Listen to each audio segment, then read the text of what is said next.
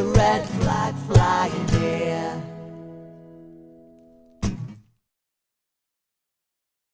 Hello and welcome to The Social Ties, the show where we explore community organising, political activism, protesting, campaigning and all things grassroots.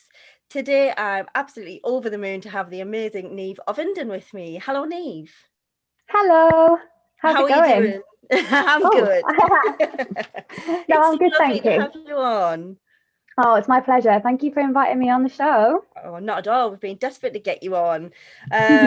Not tonight with the last cast, but soon, hopefully. Oh, definitely. But tonight Yeah, we're going to be talking about some community organising that you're involved with. Can you tell us a little indeed. bit about that? I can. So I am a member of the Newcastle branch of Acorn, the Tenants and Community Union. We are a union of working class people, and we know that the political and economic setup in this country doesn't work for us. So the organisers and the members of Acorn built a union to fight for a better life for our members, very simply, and the communities that they come from. We very much are, not just tenants, but workers, residents, nurses, cleaners, and retail staff. Really, the people who keep this country running, the backbone, the organ grinders, although I don't think that's particularly flattering term, but nevertheless. And we deserve our fair share of resources, be it of housing or food and water. And so the objective of Acorn is to fight for that right to housing.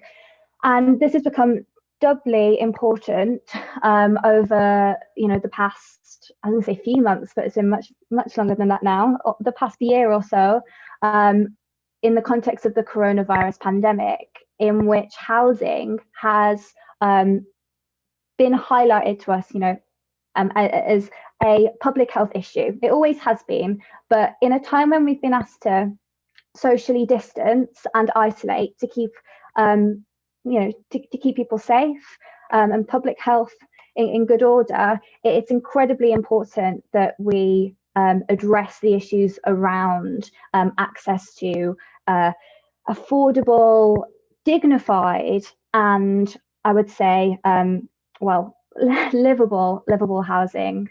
Mm-hmm. That's fantastic. I'm really interested with what you said there about it being a public health issue. I think you're absolutely right, especially in it with sort of the pandemic. We've seen a huge rise in homelessness, which seemed to be eradicated in the first lockdown. So it shows that the government do have the power to house people. Is that something that you guys in Acorn have picked up on? Oh, definitely. We've done a lot of work at the local and national level around keeping people housed during COVID-19. At the national level, we were putting pressure, collective pressure in our great numbers in lots of different ways on the government to implement better protections for workers. As you said, that the homelessness crisis in this country has only worsened on account of the pandemic. And there's no doubt that we're facing an arrears and evictions crisis, and are certainly going to as those eviction bans fade away, as the government shows its waning interest in keeping people safe, and people's rent arrears on account of their furlough or having been taken off contract because of COVID-19 means that they can't pay their rent, and they run the risk of being thrown out by their landlords or estate agents, as is oftentimes the case. You're right, the government did attempt to bring everyone in, but even this policy, which seemed to be so effective, of giving local authorities some funding and some power to house homeless people, it really missed the mark. Like people who were couch surfing, which is by no means a stable and secure type of shelter, they were not considered to be applicable for the Bring Everyone In scheme. There were, many migrant families who were in, very precarious living conditions or homeless who were considered not to have recourse to public funds. So they were told they can access this scheme and the housing that was being made available. And, then you've got people in, abusive households who simply would have gone under the radar and not really been considered viable, not been considered eligible for the scheme because they already had a home in the eyes of the government. So lots and lots of people have slipped through the cracks. And then for people who are renting, their protections were much weaker than those given to homeowners. So there was, of course, a mortgage freeze, I believe. Crikey, I may be misquoting that. I believe there was a mortgage freeze. There certainly were protections for homeowners, but for renters, there simply were not the protections delivered. Over 220,000 private renters have fallen behind on rent since March, and 1 in 4 calls from private renters to Shelter, which is a charitable organisation, a homelessness organisation, were expressing anxieties about being made homeless. And the government said that landlords and tenants should agree to repayment plans for rent missed during the pandemic, but it was never legislated. And despite already committing to abolishing Section 21 evictions, by which landlords can evict their tenants for no reason or at their whim, they've as of yet failed to do so. This is a commitment that the Conservative government made, and this is before COVID-19. And now when we need this to happen, more than in my memory, that they're simply neglecting to come through. I think, crikey, even Christopher Pincher, the housing minister, in the thick of the pandemic, not that we are now, but let's say a few months in last year, said that fulfilling this election pledge would be postponed until the country was in more stable economic terrain. But unless we can provide these types of protections for renters, that simply is not going to happen. Like, how can we, how can we say that we're in stable economic terrain if we are facing a homelessness crisis and an arrears and eviction crisis? It can't be done. But yeah, so we did lots of protests nationally. It's been a really interesting time for political and union organisers right now in working out how to apply pressure in non-traditional ways. Traditional thinking of gathering in our masses. In a lot of cases, this hasn't been possible. But when the opportunities arose, Acorn was out on the streets marching. In a socially distanced way, and that had a really huge impact. Acorn and other tenants' unions worked together as a coalition to keep that ban on evictions, which was started at the beginning of the pandemic, going for a really long time, and that was a huge victory. It really was. The government, nevertheless, has a long way to go in coming even close to the standards that are required to keep renters safe and well during the pandemic, and thus everybody else in society, of course. It's so interesting you mentioned sort of essentially Acorn's job is a trade union's job, and that is sort of protections for people. And I know that there's been a lot of people sort of lobbying for legislation for to get rid of unscrupulous landlords. You mentioned there the Section 21, things like that. But the government is sort of saying, do you know what? Yes, we recognise that that's important, but there are more important issues happening at the moment. So we're going to push that to one side. I mean, what's your reaction to that as somebody who's closely involved with people, who are suffering as a result of this? It's devastating. It really is. As somebody who has not been in the situation of eviction, at least not an eviction that has endangered my circumstances. exposed me to the vulnerability that comes with being made homeless, to the virus, or has meant that I haven't had a roof over my head. I have, met quite a lot of people over the course of the last few months who have been in that situation, or very similar, and so it is heartbreaking to see the total lack of regard for the human cost of what to me seems like a conservation of wealth within a particular class. And it really is about power dynamics within society here. As far as landlords are concerned, here we have the real problem.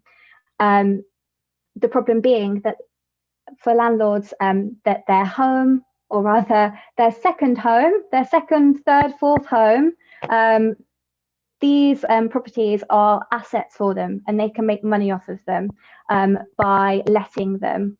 And people will say things like, well, they have a mortgage to pay on that second, third, or fourth home, but it's renters who pay that mortgage. It's renters whose housing situation remains precarious whilst the landlord's is stable. The landlord may have to pay for repairs to be done in the home of their tenants. However, the tenant is constantly relying on the landlord to do those repairs, whose responsibility it is, for good reason. And so when I see the Conservative government completely disregarding their commitments to tenants, and the pleas from tenants for better protections during COVID-19, I see them, many of whom are landlords, conserving wealth for their own class, for other people who are exploiting their assets and exploiting working class people for their own gain. That is just so interesting. So many things I could touch upon there, and probably will try to. And one thing that's really jumped out at me there is, and I can't remember the wording of it, but I remember there was a bill that the Tories voted against, and it was something as ridiculous as landlords should make their properties fit for human habitation, and they voted against that. And I just find that, I mean, utterly ludicrous for starters, and I couldn't work out why, because a lot of them are landlords. But it meant that basically landlords didn't have to have any ownership on how well their properties were looked after. They didn't have any responsibility to keep them safe and warm. All they had to do was collect the money. So I imagine, given what you've told me about Acorn, that's sort of the kind of thing that residents who were part of Acorn could sort of seek to get fixed. Would I be right in assuming that? Absolutely. And a huge part of Acorn's response to the COVID-19 pandemic has been to block evictions from taking place. So a large part of the work that we do, we call member defence. So we defend our members from exactly the type of exploitation that you're talking about. Members who have been living with severe mold, which obviously can have a very significant impact upon an individual's health, or have been living without basic appliances, the responsibility, which are the responsibility of the landlord to repair in some instances, or as has been the case in the COVID-19 evictions crisis, many people are facing eviction that is simply unjust. It's simply unjust. Not only are these people facing being thrown out onto the street during a global pandemic, which I believe is inhumane, they are also, they've been exploited. Their rent has been taken for months, and now they're in a situation where they because of circumstances outside of their own, perhaps have not been able to pay their rent, and the government and landlords have kind of said, yeah, all right, we'll cut you some slack, we'll do X, Y, and Z, we'll put together a repayment scheme, and that hasn't happened. And that hasn't happened so that they can get one group of people out the door and another group of people in and keep claiming money from them, which is crap. And so Acorn, in the member defence efforts, what we do is we use collective power to take back some of the power that landlords have over us as workers, tenants, residents within a community. And their power comes in the fact that, you know, they can evict us, they can, you know, make our living conditions hellish. And as individuals, it's really hard to fight back against that. You know, you can send an email, you can get ignored, as is oftentimes the case. So what we do in Acorn is we get together as members and we organise campaigns that use direct action to apply pressure on those who are responsible for this suffering and these different types of suffering, those who have the power to create change. But instead of deferring power to them or to somebody else, like a politician, you know, maybe a member of parliament or a local councillor, we take it upon ourselves to take back what we feel belongs to us or what we believe that we have a right to, be it housing, or in a lot of cases, people may be seeking compensation where they have been exploited, and this is the most appropriate way of getting retribution for that exploitation. And likewise, in the case of an eviction, we've been putting together an army of members as part of our community protection efforts. So as in the case of, let's say, the severe mold that we were talking about, where we would turn up to a landlord's address in one instance and you know, knock on their door and deliver to them the demands of our tenants and a testimony from the tenants, from the members, and you know, ask them, or tell them is what we do. We tell them to answer our demands in full. We will turn up in our numbers to the address of a member that is being threatened with eviction, and we will make sure that that eviction does not take place. We are empowered through political education. So in both of these instances, not only are we equipped with the tools to organise campaigns, but we're also as well informed as any concerned citizen can be about evictions, about our rights as tenants, for example. And so, yeah, we use the strength that we have in our number to show landlords, to show estate agents, the law in some cases, that, you know, the power is with us, and that we will get what we deserve. And I'll be honest with you, I have never, oh no, not never's a long time, but in my time as a member of Acorn, which is almost, we're looking at almost a year now, I have not known our local branch lose a member defence case, and we get what we want every time because it's what we deserve, and because ultimately, when the working classes come together, I challenge any landlord or estate agent to tell us no. It's really, really empowering stuff. That's brilliant, and it's absolutely my favorite type of community action, when people come together and it does. You've mentioned power a few times. It really does feel like a power dynamic that is sort of heavily weighed against normal people, and I love the fact that it feels like Acorn are really trying to just grab that back, where the power belongs should be with the people. And I know you've sort of been active ever since I've known you. You're very much an organizer, and you're absolutely brilliant at it. What drew you to Acorn? Why did you get involved with them in the first place? So I got involved with Acorn because the 2019 general election left me with a really bad taste in my mouth, and just very sad. Quite a lot of sad boy hours at 2 a.m. thinking, crikey, where now? And I thought, you know what? I don't know. I don't have the answer. You know, socialism didn't manifest in December 2019, and it's not going to on its own. And I think, you know, even though I don't have the answer, the most important thing is that I do something, because people, like working class people, aren't gonna, like the upper classes aren't gonna stop exploiting working class people, that we're not, like, my community isn't going to stop suffering while I think of a solution to capitalism and classism in this country. And I found out about Acorn, and I heard that they are rooted in direct action. And I heard some examples of cases that have happened in the Northeast.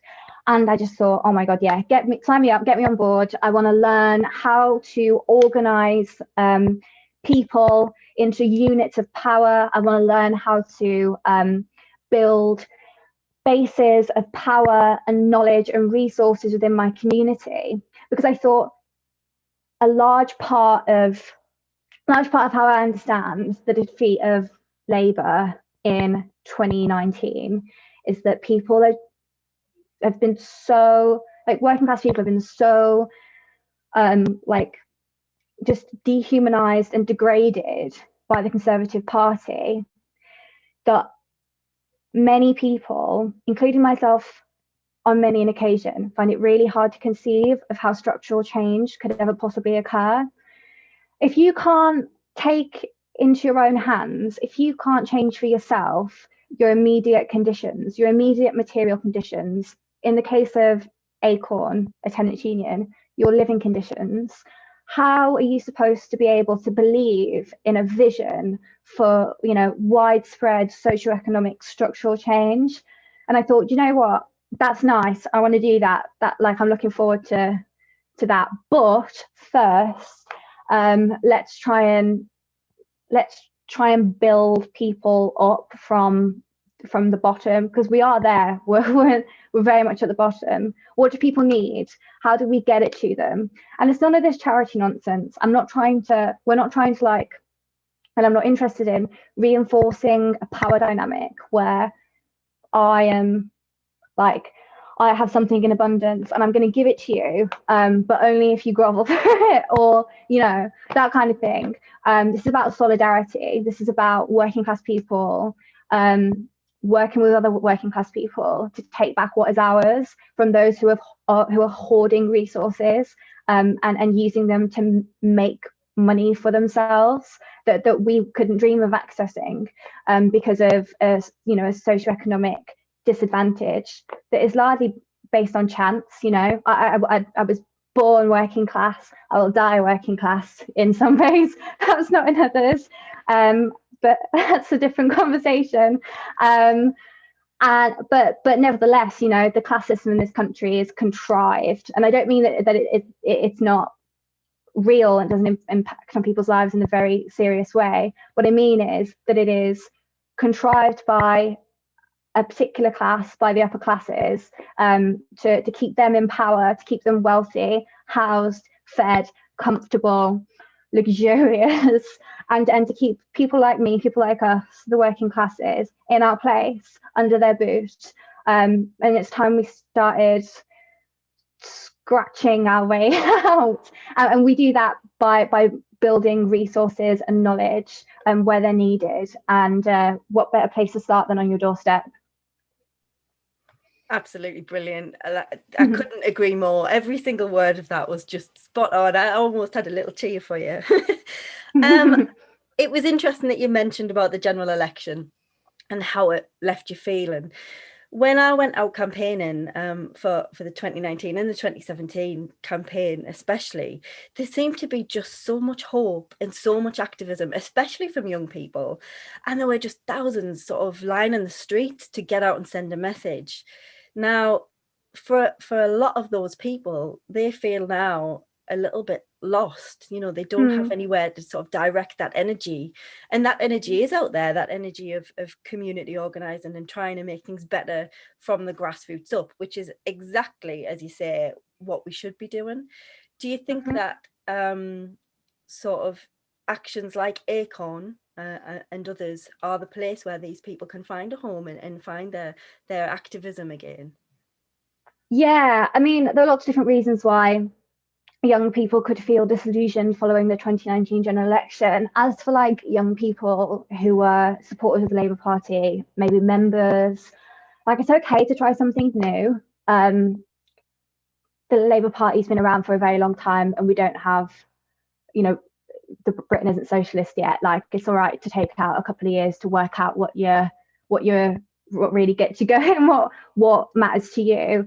And if you decide that is action and policy that is more radical than was on offer in 2019, if you decide that actually that's how we're going to get people by being brilliantly bright with our ambition, or if you decide that, you know, as was the case with myself, I'm going to work on my community for a while. I'm going to work on, you know, sharing, like disseminating really important political education about organizing and, you know, society. And I'm going to work on like seizing and then redistributing resources for my class. Then do that. Like, you've got like the whole world is at your feet. And okay, that sounded really wet, but it's true. Like, what do we have to lose, really? And this isn't a find yourself speech, but also go and read stuff and talk to people and join Acorn, because quite frankly, this is where it's at, honest to God. I've never been more excited about I haven't been as excited about politics or about political organizing since 2017, and that's having matured as like a thinker as well. So I think it sounds ideal for people to get their teeth into community organising again for an incredibly important cause as well. So you're part of the Newcastle branch of Acorn. Where else do they have branches? Is it just localised in the Northeast? Is it a national organisation? Crikey, I really should have started with that, shouldn't I? That's kind of an important thing to say. Well, there are 13 plus branches growing all the time. Like the number of like local groups or clusters of members that are trying to get launched as branches is really quite something. And we are spread out across the country. Acorn started in the US, and the first branch was set up in Bristol here, and they've got quite a large membership.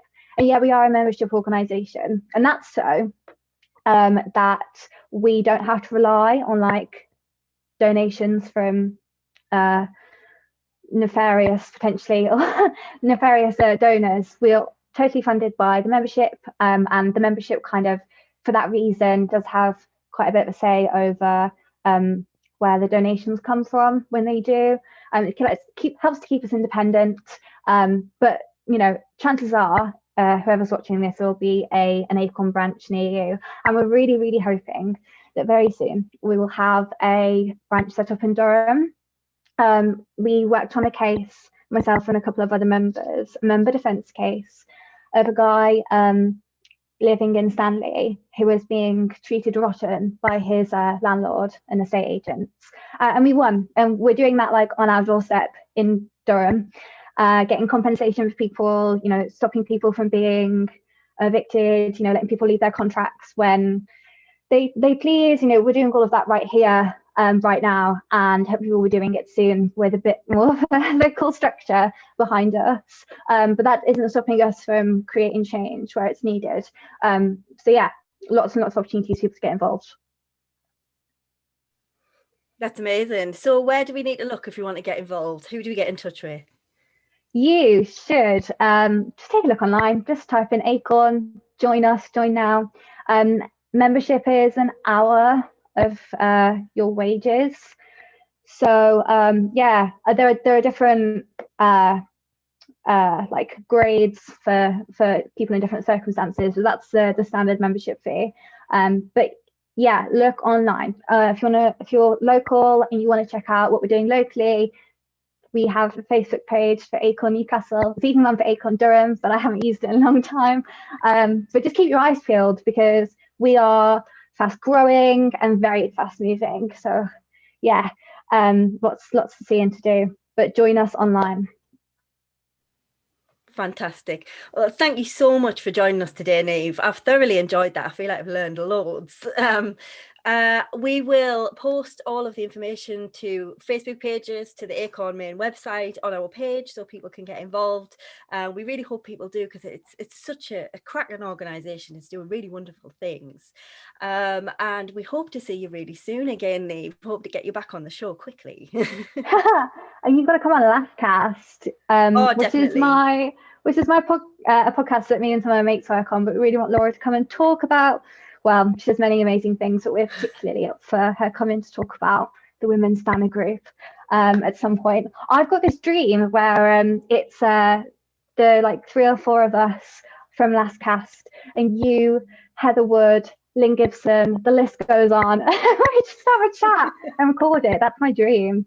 Well, let's make your dream happen, Neve. If I can make one person's dream happen, then I feel fulfilled. Thank you. Thank you so much. See, community organising together and collectivism, that's what we like on the show. So we are available on YouTube, on Instagram, on Facebook. We have our own website. Please do find us, like, share and subscribe, and we'll see you again soon. Keep the red flag flying here.